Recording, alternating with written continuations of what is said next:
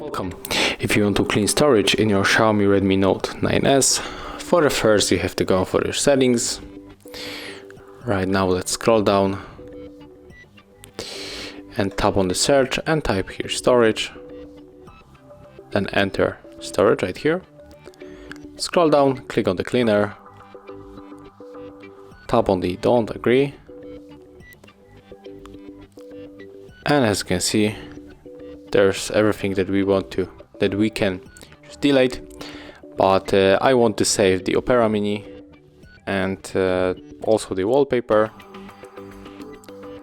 So use this switcher to unselect.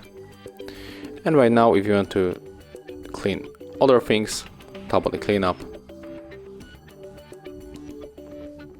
And that's it. Thank you guys for watching. Leave thumbs ups, comments, and subscribe to our channel.